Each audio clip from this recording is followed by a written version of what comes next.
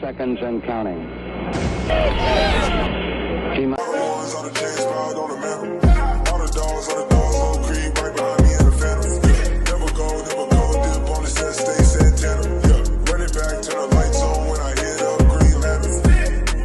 All right, how's it going, everybody? The Houston Rockets have come off probably one of their best wins of the season over the Los Angeles Lakers, a 139-130 win in overtime. And the star of the show tonight, without a doubt, has to be the Rockets' top pick, Jalen Green, who tonight has set himself a new career high, 32 points. And unlike his last 30-point game against the Celtics way back in the beginning of the season, this time he did it from all over the floor. He was getting his buckets from everywhere, from at the basket.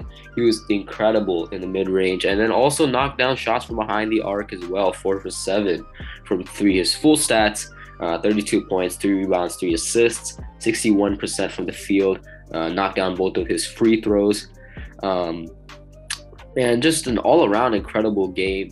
If you could put all of Jalen Green's draft hype that was surrounding him into one performance, this would be the game that you would put it into. This is everything that Rockets fans have been hoping for. They've been talking about out of Jalen Green. This is why he was a second overall pick, and that's just basically the simplest way to put it.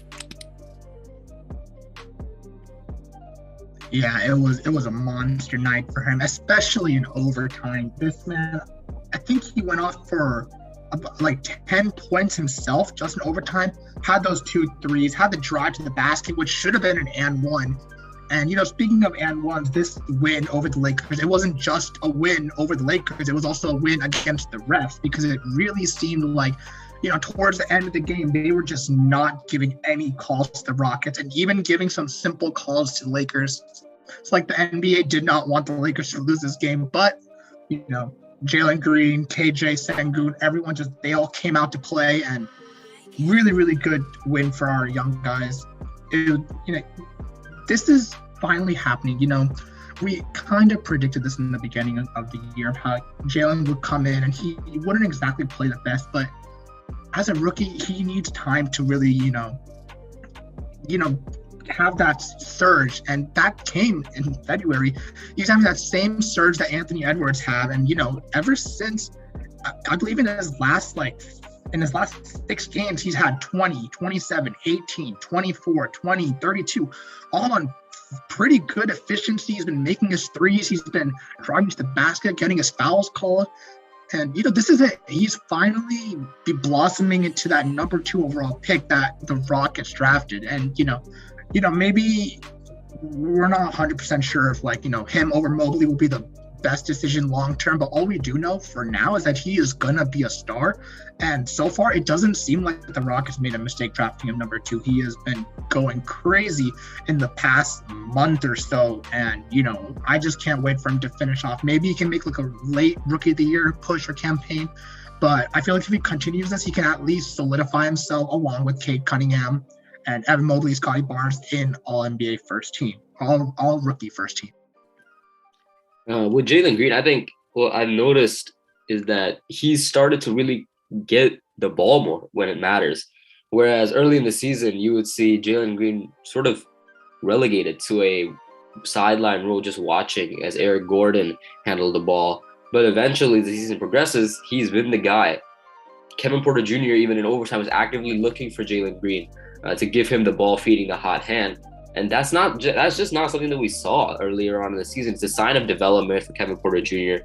And again, I think people have been preaching this over and over about Anthony Edwards. I think you can even trace this back even further to Trae Young in 2018, where he had a slow start as well, but he heated up, and he heated up big time in the second half of the season.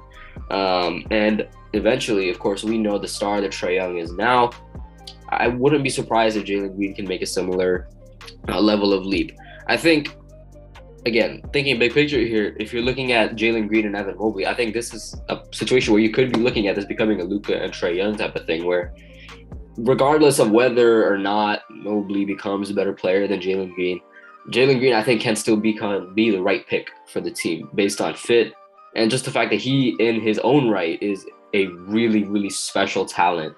he might not be the defensive impact guy that Mobley is, but he's still a gifted scorer, gifted athlete. And that type of stuff you can't take away from Jalen either. And he put on all of his talents to show tonight in one truly spectacular manner against one of the most popular audience draws on the planet in the Los Angeles Lakers.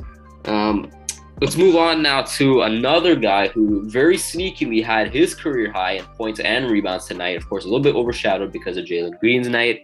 But that's Alperen Sengun, who had a 20-point double-double tonight with 21 points and 14 rebounds. Also had 3 blocks tonight, made a 3-pointer in overtime as well. 45% overall from the field and knocked down both of his free throws. 5 of those 14 rebounds coming offensively too, by the way. This is a guy who's 6'9", not exactly the biggest athlete either, just really good rebounding skills and taking advantage of the fact that the Lakers were starting LeBron James at center tonight. Yeah, and you mentioned that he's not exactly like the best athlete, but he doesn't need that when he has IQ and patience, because I just want to say, like, Alperen Sengun probably has one of the most efficient pump fakes, like, in the entire NBA. It feels like everyone, no matter you're a guard, wing, or center, whenever they're running up to him and he pump fakes, they're going to go right past him, or he's going to just get them to like shift that way, and he's able to drive to the basket. And, he does actually have some sneaky athleticism. He had a pretty emphatic slam earlier, I believe in the second or third quarter. So, and he had a really good game considering LeBron James is guarding. LeBron is a big guy, but it felt like LP was really like kind of bodying him in the post. And, because of that, it just shows like what this guy can do a little bit of everything. Now, Christian Wood wasn't playing tonight, and neither was Jason Tate. So, LP had to really play a lot of those like center minutes. And when he wasn't on the court, I think the Rockets also ran small, had like a 4-guard, 1 wing, like a KJ or a David Nwaba, like playing the 5 like that. But for the most part of this game, Alperen Sengun was really, really efficient, really played solidly on both ends of the court. He had this one play where he was bodying LeBron in the post, had that little baby hook, and then LeBron tried to run really quickly down the court, and Alpi came and got the block on the other hand on back-to-back possessions. So really solid game for our guy. And it's not just him. It's honestly all of our rookies, including Josh Christopher, who had a really great night as well. I mean, Christopher, also another sneaky good game that got overshadowed because of Jalen Green's masterclass tonight. 21 points and 6 boards tonight for him on really good efficiency as well. 61% from the field, 60% from 3, and 100% from the free throw line as well. With Christopher, I think it's just his development and shot making off the bench. He has shown real development, and it's really clear out of him that he's putting in that work. He knows that, as a guy who's coming in, late first round pick, he has to earn his reps here, and he's absolutely done that. This guy, I think he's becoming the clear-cut 6th man. That's going to be his role, and I think he's really embracing it, coming off the bench as that spark plug type of guy. He's been perfect for the Rockets. There were people doubting him, doubting his fit here, saying that he was only drafted here to be Green's friend or something like that, but he's been a real impact on the court. And him, Sengun, and Green, 3 out of 4 of this rookie class has really shown in these first three quarters of the season almost why they were drafted to the Houston Rockets, because these guys really do fit perfectly for us. All of these guys have been incredible over this last stretch of time, and the only missing puzzle piece is the guy who celebrated his birthday a couple days ago, Usman Garuba, 20 years old now. Again, with Garuba, we hope for his speedy recovery. And I think if he can come out and he can live up to his expectations after a year of development in the G League, I think this team is just going to be incredible. When you also consider that there's a good chance we're adding another good defensive prospect in the draft, whether it is Jabari Smith or Chet Holmgren. Either way, I think we already have scary potential on the offensive end with guys like Jalen Green and Alperen Sengun. And in the defense, it proved of Kevin Porter Jr. Already, Josh Christopher, we know what he can do on defense. KJ's blocking shots. We will touch more on KJ later, but again, defense, offense could get really, really scary over the next coming years. Let's talk about KJ now. He also had a double-double tonight. Another instance of KJ really showing out when he does start. 17 and 11, 7 for 12 from the field, and 3 for 6 from 3. Again, when you start KJ, good things happen, and I think it's showing again. You know, I was saying this in the beginning of the year too, when people were, you know, campaigning that, LP has to start him over Wood.